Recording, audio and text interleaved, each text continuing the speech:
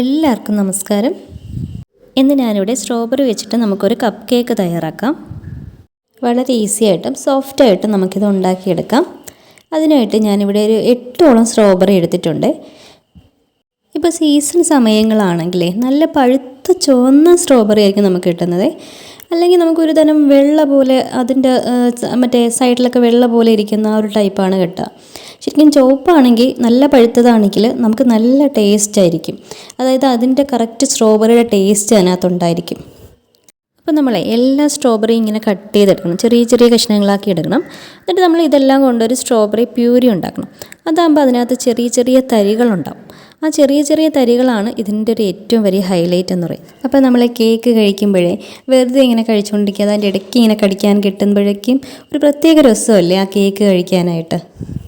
അപ്പോൾ നമുക്ക് എല്ലാ കഷ്ണങ്ങളും ഇങ്ങനെ കട്ട് ചെയ്തെടുക്കാമേ. ഇനി നമുക്കൊന്ന് സ്റ്റൗ ഓണാക്കിയിട്ട് ഒരു പാൻ വെച്ചിട്ട് അതിലേക്ക് ഈ സ്ട്രോബെറി മുഴുവനായിട്ട് ഇട്ട് കൊടുക്കാം.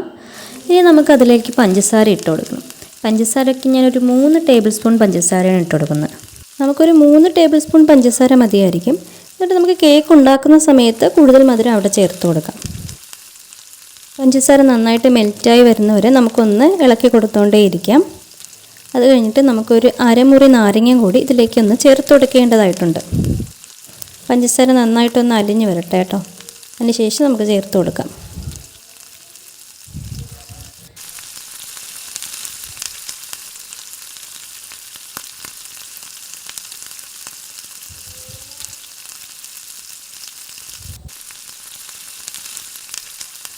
നമുക്കൊരു അരമുറി നാരങ്ങയും കൂടെ ഒഴിച്ചു കൊടുത്തിട്ട് നന്നായിട്ടൊന്ന് മിക്സ് ചെയ്തെടുക്കാം. നമ്മൾ സ്ട്രോബെറിയൊക്കെ ഒന്ന് നന്നായിട്ടൊന്ന് ഉടച്ചെടുക്കണം. അപ്പോഴത്തേക്ക് ആ സ്ട്രോബെറി പൂർണ്ണമായിട്ടും അങ്ങനെ പേസ്റ്റ് ആവുകയില്ല. ആ ഒരു ഞാൻ നേരത്തെ പറഞ്ഞ പോലത്തെ ഒരു തരിതരിപ്പ് അതിനകത്ത് ഉണ്ടാവുകയും ചെയ്യും. ഞാൻ ഈ ഒരു കേക്കിൽ എക്സ്ട്രാ നട്ട്സോ അങ്ങനെയുള്ള കാര്യങ്ങളൊന്നും ചേർക്കുന്നില്ല. ഇനി നമുക്ക് ബാറ്റർ തയ്യാറാക്കണം. അതിനായിട്ടൊരു ബൗൾ എടുത്തിട്ട് 4 ടേബിൾ സ്പൂൺ റിഫൈൻഡ് ഓയിലാണ് ഞാൻ ഒഴിച്ചിരിക്കുന്നത്. നമുക്ക് ഇതിലേക്ക് ഒരു 3/4 കപ്പ് പഞ്ചസാരയും കൂടെ ചേർത്ത് കൊടുക്കണം. പൊടിച്ചെടുത്ത പഞ്ചസാരയാണ് ഇതിലേക്ക് ചേർത്തിരിക്കുന്നത്. പഞ്ചസാരയും കൂടെ എടുത്തിട്ട് നമുക്കൊന്ന് വിസ്ക് ഉപയോഗിച്ച് നന്നായിട്ടൊന്ന് മിക്സ് ചെയ്തെടുക്കാം. ഇനി ഇതിലേക്ക് നമ്മൾ തയ്യാറാക്കി വെച്ചിരിക്കുന്ന സ്ട്രോബെറി പ്യൂരിയിൽ നിന്ന് ഒരു 3 ടേബിൾ സ്പൂൺ കൂടി നമുക്കിതിലേക്കൊന്ന് ഒഴിച്ചു കൊടുക്കാം. സ്ട്രോബെറിക്കൊരു കളറുണ്ടല്ലോ, നമ്മൾ പിന്നെ എക്സ്ട്രാ കളറൊന്നും ചേർക്കണ്ട. നമുക്കതും കൂടെ ഇട്ട് നന്നായിട്ടൊന്ന് മിക്സ് ചെയ്തെടുക്കാം.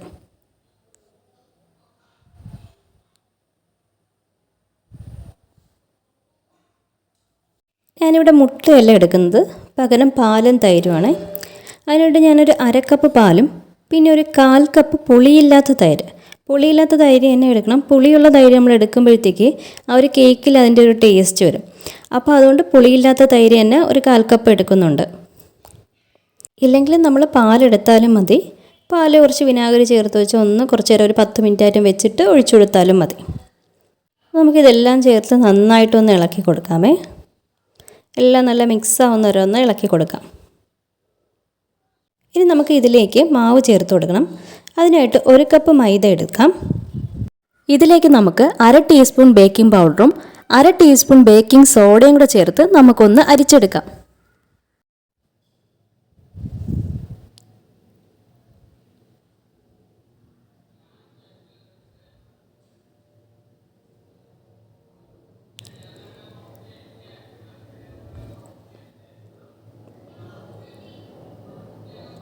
ഇത് മുഴുവനായിട്ട് ഞാനിങ്ങനെ അരിച്ചെടുത്തിട്ടുണ്ട്.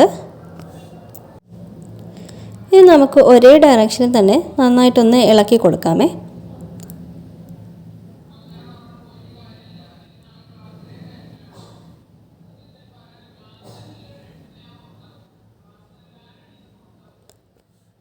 നമുക്കിതിലേക്ക് 1 ടീസ്പൂൺ വാനില എസൻസ് ഒഴിച്ചു കൊടുക്കണം.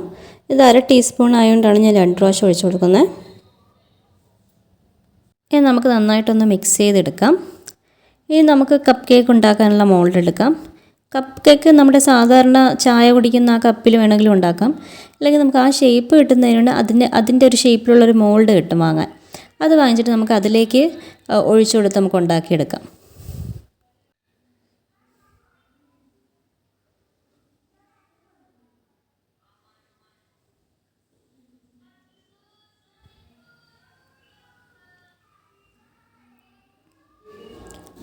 കപ്പ് കേക്ക് ഉണ്ടാക്കാനുള്ള മോൾഡെല്ലാം അവിടെ എടുത്ത് വെച്ചിട്ടുണ്ട്.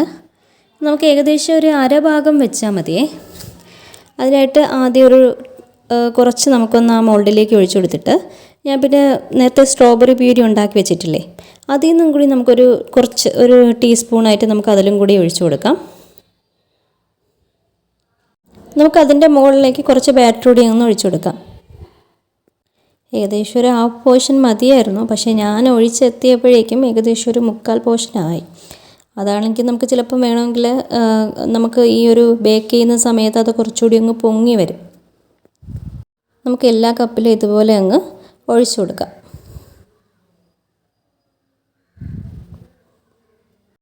ഈ ഒരു മോൾഡാകുമ്പോഴേ നമ്മൾ കടയിൽ നിന്ന് വാങ്ങുന്ന അതേ ഷേപ്പ് തന്നെയായിരിക്കും. അപ്പോൾ അത് കാണാനൊരു പ്രത്യേക രസം ഉണ്ടായിരിക്കും. അപ്പോൾ നമുക്കിതെല്ലാം ഫില്ല് ചെയ്ത് വയ്ക്കണം.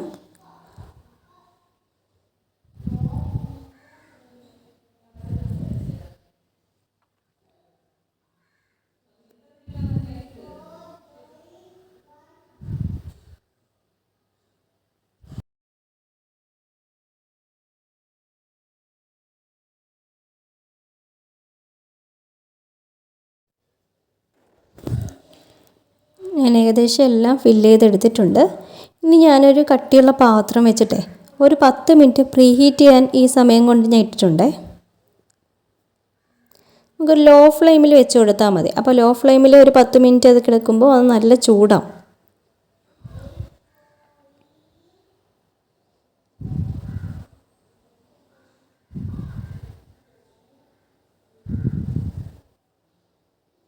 ഇനി നമുക്കിതൊക്കെ ഒന്ന് ചെറുതായിട്ട് ഇങ്ങനെ ഒന്ന് തട്ടി കൊടുക്കണം. അതിനകത്ത് എയർ ബബിൾസ് ഒക്കെ ഉണ്ടെങ്കിൽ പോകാൻ വേണ്ടിയിട്ട് നമുക്ക് എല്ലാം ഒന്നിങ്ങനെ ചെറുതായിട്ടൊന്ന് തട്ടി കൊടുക്കാം.